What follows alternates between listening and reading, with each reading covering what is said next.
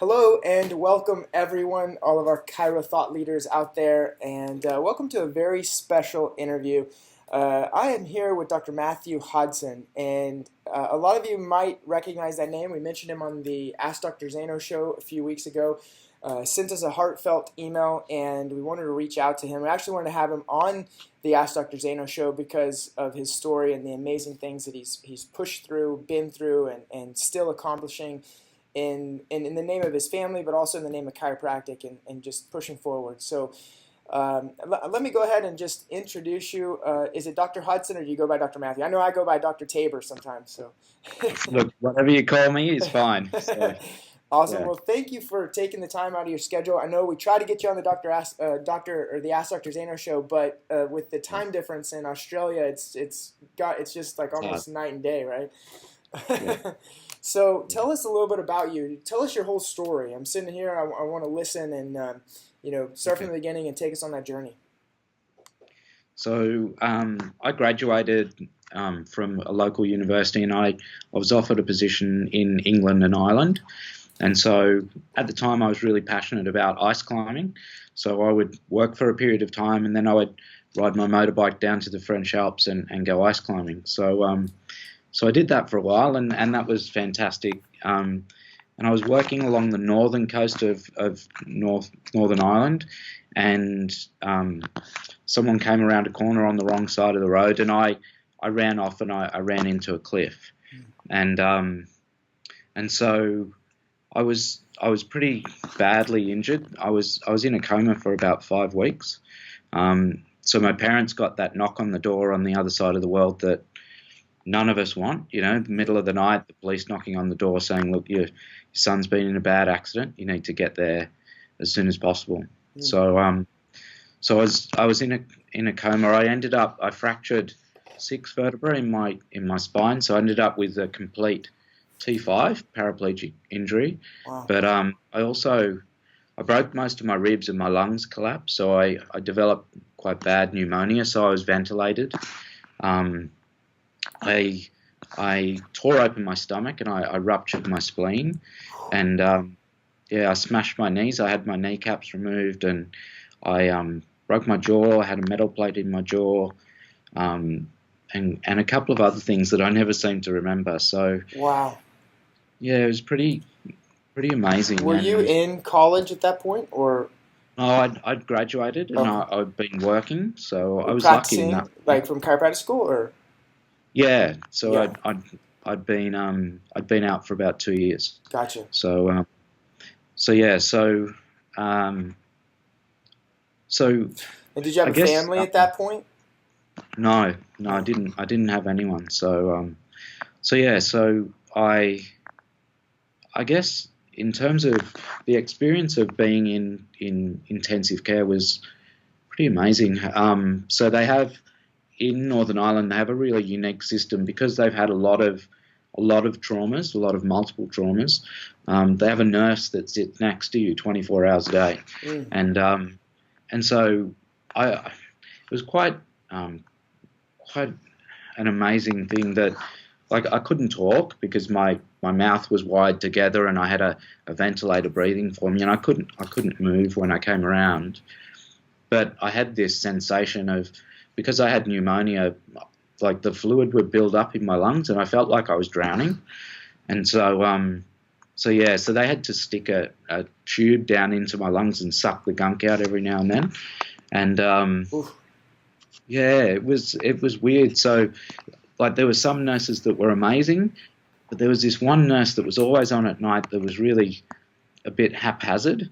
And it's funny because I went from ice climbing 3,000 meter mountains to feeling really helpless and like not, I thought I was going to die. Like I literally thought I'm going to drown in intensive care. And so I guess for me in practice now, that's something that I really focus on, trying to make sure that, if someone's got something going on, doing everything I can to help them. So, right. How long were you in intensive care? 4 months. Wow. So I was in for 4 months, and one of the first things, they made like a body cast for me because I had Harrington rods put in my spine. And so even sitting up was like, I had to go through this whole process of relearning everything. So, just sitting up, they would sit the bed up and I would just black out. And I'd wake up and all the alarms had gone off and my legs would be up in the air. So it took me a week to be able to sit up, just have the bed sit me up. So, oh my gosh. So yeah, I had to learn how to dress myself again. I had to learn how to eat. I lost 20 kilos of weight while I was unconscious. So yeah, it was a big thing. Did your parents fly over there? Yeah, they flew over straight away, and they stayed there for 6 months. So wow. I was there for 6 months. So and that had to be very mentally difficult. Yeah.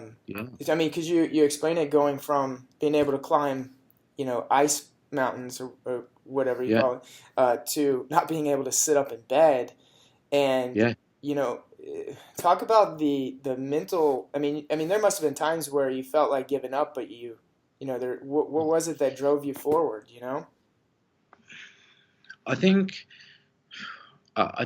like I went through a period of being really low, really, because my whole life was about movement. Like I was a surfer and a climber, and I really defined my life by what I do at that stage. And so I just thought, geez, what have I got? I'm not gonna be able to climb or surf, or I was even thinking, well, I'm never gonna have a girlfriend again. It was like really, really hard. But then I think the thing that I tended to start to focus on was focusing on the process rather than the result. So like it took me 9 days to be able to put my socks on, like when I was starting to go through rehab.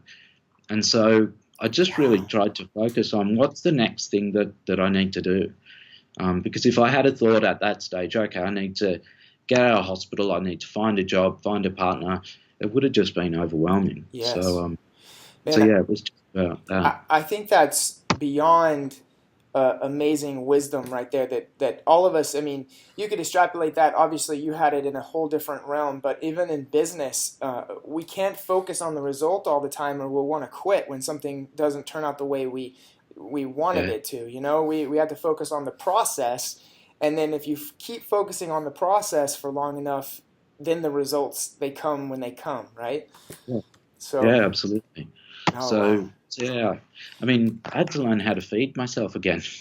So, and everything that comes from that, and yeah, it was a big thing. Well, take us through, because I know now all of our listeners, myself included, you're at the low of the low at that point, and you're battling, you're not giving up, you're hanging in there, you're focused on the process, and it takes, 4 months just in ICU. I'm sure even longer after that, once you get out, to learn all these things and build up the strength. And tell us about that victory journey, because you're practicing now, which was the reason why we even called, because you broke through some huge barriers, and maybe, to yourself that might not feel like a huge thing, but it is. It really is. To all of us and to the people listening, it's a huge inspiration that you're doing what you're doing.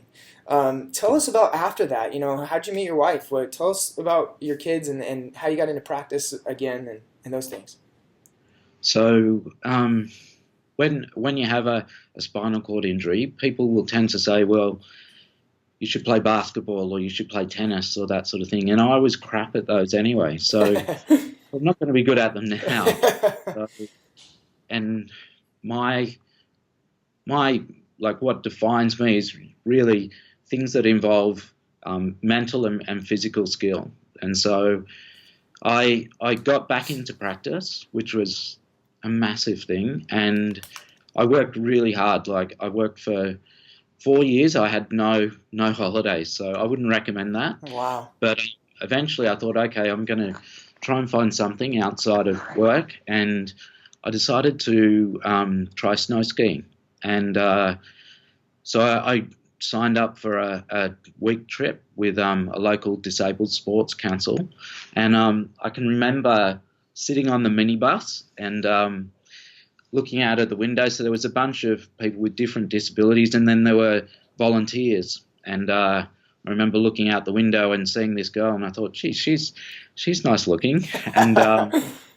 And so, yeah,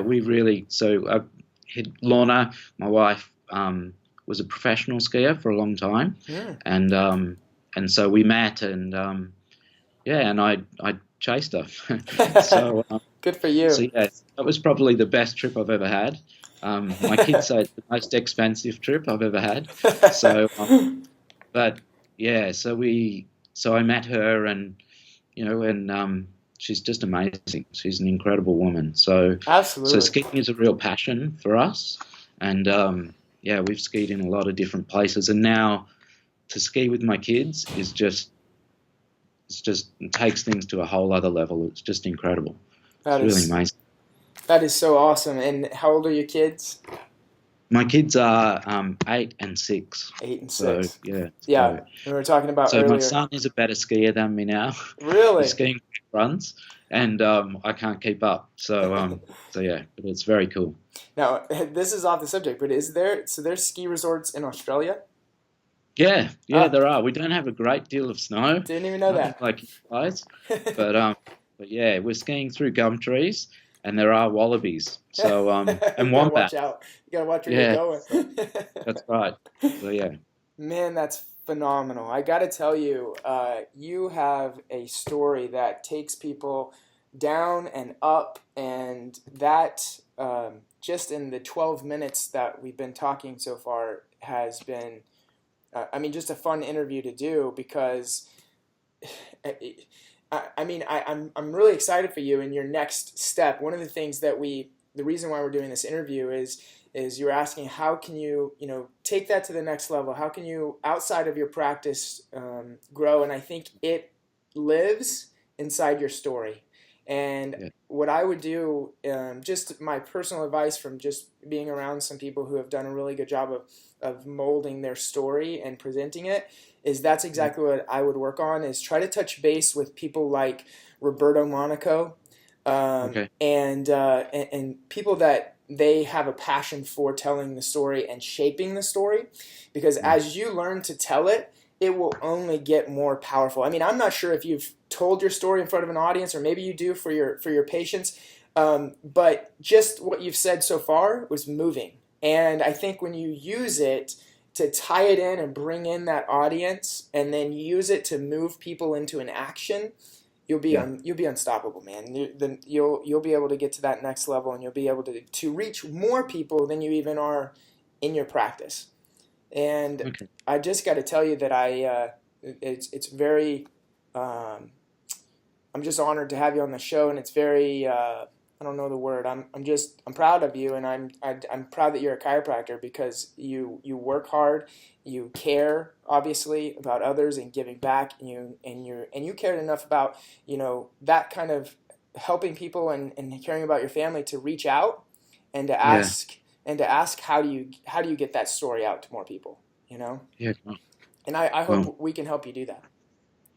Definitely. Well, I've been sort of blown away with the way you guys do things. So I hope you don't mind me sort of sending you that email and asking for help. So absolutely. Well, and I think that you are in a good area. Australia, even the chiropractors, and I think if that's where you start with, you can even expand and grow out from there. But the chiropractors in Australia are very receptive, it seems like, and open to listening. And so I don't know what it is about that. Sometimes you get chiropractors in America, and they don't even want to, they just want you to leave them alone, type of a thing. And I've had a great experience in Australia and with guys over there. They really care about helping each other. So I think you're in a good area too. Great. Fantastic. Awesome. Well, Dr. Hodgson, thank you for sharing your story. We're going to do a lot more, I'm sure, and I'm going to try to get you in touch with some people who can help you. I'll talk to Dr. Zaino and Roberto, and just help you hit those next goals that you have. Great. Thank you. I appreciate it. It's been great. Awesome. Thanks. And thanks, everybody, for listening. We'll talk to you on the next one.